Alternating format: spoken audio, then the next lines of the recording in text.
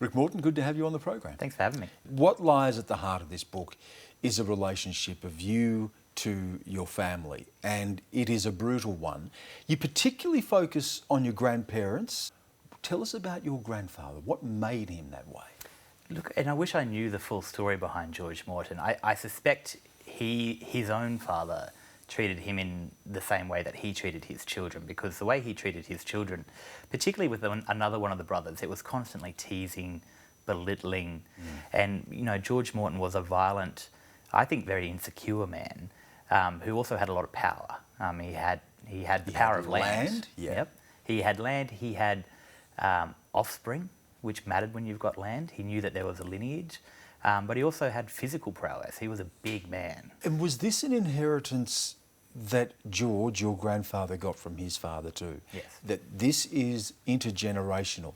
His father was a brutal man. Yeah. He was a brutal man. Your father was a brutal They learned to be brutal. It's all they saw. And it was a brutality not just in their own, you know, fathers, but also in the landscape and everything that happened around them. I mean, running a cattle station is brutal business. I mean, you look after the animals because you need them to be alive, but when they get sick or, you know, break a leg, I mean, you've got to put them down. I mean, there are, you know, pests to be culled. I mean, there is a lot of blood spilled on that landscape out there. Your father sees the violence of his father, and yet when it comes to his own children, and in particular you, I think, he is brutal. What explains that? I think, and I've tried to write this book in a way that understands him. I mean, you know, I've obviously been very affected by the relationship that we've had, particularly it's more defined by an absence than a presence of you know, violence, and it's more of an emotional one or a psychological one than a physical one in my case. I mean, he was brutal when we were kids in terms of beltiness, but it wasn't nearly as bad as what George put him through. So I think he tried to be... There was an emotional distance though too, yes, wasn't there? I think he was unable to connect with anyone. I think he didn't connect with my mother.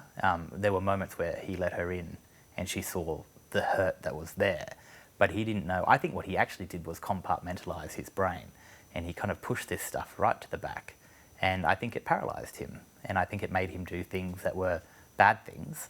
I don't think he's necessarily a bad person, but he has done a lot of bad things.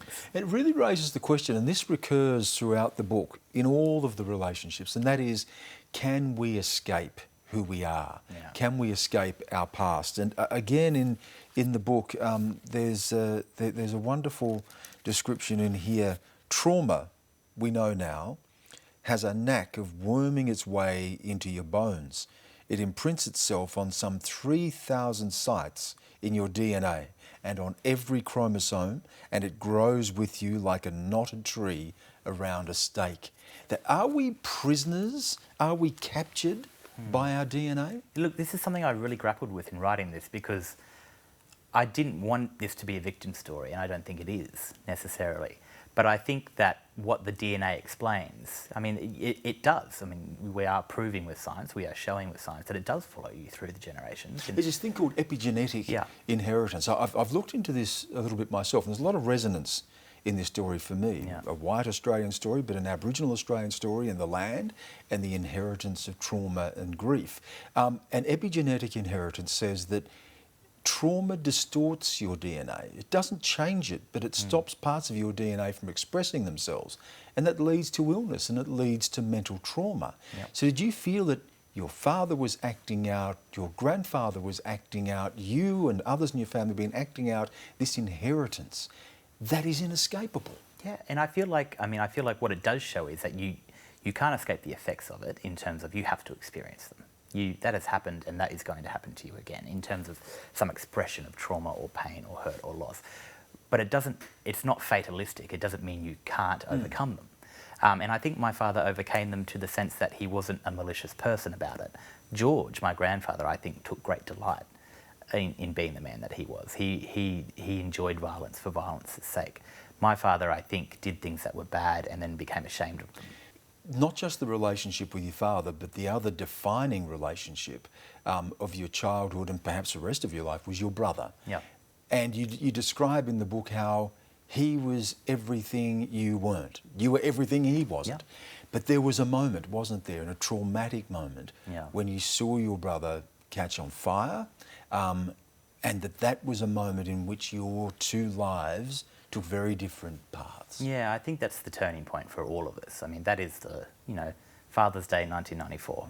That was the Birdsville races were on, and I was leaning over a car servicing pit, and I watched my brother flick a lighter when he was trying to find a motorcycle part, and the whole thing went up in ball of flames. And I used to joke about it for so many years as a way of kind of dealing with it. Like, I was looking over the edge and my hair got singed. But for both of us, I mean, our lives ended then, essentially. I thought he was going to die that day. We all did. He was in hospital for 2 months. And then, I think that triggered Dad into just total meltdown. My brother was his favourite. He ended up having an affair, didn't he? And then leaving the home and... Yeah, and everything we can trace back to that point in my life anyhow. I mean, obviously the things that snake through the generations started well before that. And I don't think Dad could handle it. And Mum, on the other hand, was incredible. But for your brother, this began a life that continued to spiral out of control. I mean, I don't want to make excuses for him because he's made some terrible choices as an adult that have really affected my mum's sense of safety. Well, you do say that, don't you? Say at some point that the difference between your lives are the choices that you've made. And yet I don't have a way of quantifying that. I mean, I can't trace a moment in my life where I sat down and said, well, what are the right choices that I have to make? I mean, I didn't know what they are, and I made plenty of wrong ones, but for some reason I managed to rebuild from my mistakes and he couldn't. And I think it's because he just lacked the coping mechanisms. And I don't know whether that's because of, this kind of misplaced sense of masculinity or his inability to talk about what's happened, because he's never sought any professional help in that sense. He sought help from drugs. And that just, particularly ice is so corrosive on the brain that you eventually lose most of the executive function in your brain. So if you wanted to talk or get help, it doesn't work. In your case, was it journalism? Was it moving away? Was it the greater world that drew you? Were you trying to escape this? I think I was trying to escape the fact that I saw myself as coming from nothing, and I certainly didn't understand the world. And I just felt like my world was very small. And that's not a bad thing, but I knew there was more out there, and I knew that I needed to give myself a license to find out about it. And was that what journalism was about? It gives you a license to observe, think and write. I remember when I was a cadet at the Gold Coast Bulletin, we used to have to cover socials all the time. Just go to a party, which is my worst nightmare, really. I mean, even with my friends, I'd prefer just to be drinking at home. But if I had a notepad, it didn't feel so bad. And I feel like the notepad is a metaphor for journalism. It's a license. It's a license to be there and to ask questions that, ordinarily you should probably feel embarrassed for asking. But it's my job, and I've learnt a lot. And yet, for all of that and for all of journalism and the doors that it opened, here's what you say. In the dark years of my early 20s, I was grappling with my own latent infestations of the soul. I was scared, living half a lie, and my career had detonated. My drug use was becoming problematic. So what was it in your early 20s? Again, is this the time bomb of childhood that just keeps ticking and blowing up? I think it's like an improvised explosive device. I mean, it's there. You just don't know when you're going to stand on it. And I think for a lot of people, a lot of the, and I say this in the book, a lot of the, the traumas that had been done to me had been done a long time ago when I was 6, 7, 8 years old. But the damage hadn't set yet. And I think when you become an adult, you realise, the shortcomings you have. You realise that the anxieties, when you move out into the world, particularly in a world that I didn't come from. I was on the Gold Coast, I was at a university filled with people who had money, and I was living in a city I'd never lived in a city before. And I think it made me realise that I wasn't from this milieu, from this kind of social world, so to speak. And it was, it was soul destroying in a way. And, I was coming out as gay at the time as well, which I'd only just realised essentially. Well, I mean, I realised in high school, but did nothing about it.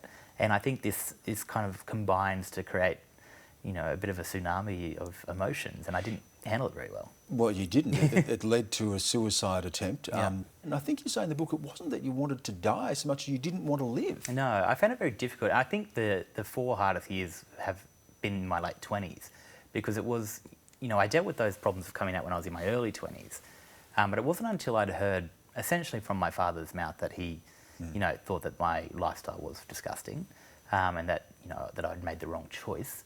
so to speak. I think that represented a far stronger break than anything that had been done before. And I think that damaged me more than anything else that's ever happened. I mean, I think I knew then that I wasn't or couldn't be loved because the one person or one of the two people who are meant to love you above all else couldn't or wouldn't.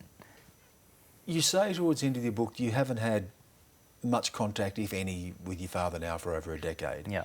But you still love him. How do you express that? How do you put that into words? The love of this person that is absent, scarred your childhood, that you've clearly grappled with. The whole book is about that, but you still love him. It's really difficult. I mean, and my mum's always said similar things. I mean, she's always said, and still to this day says, I don't hate your father, because she saw the side of him that was broken as well.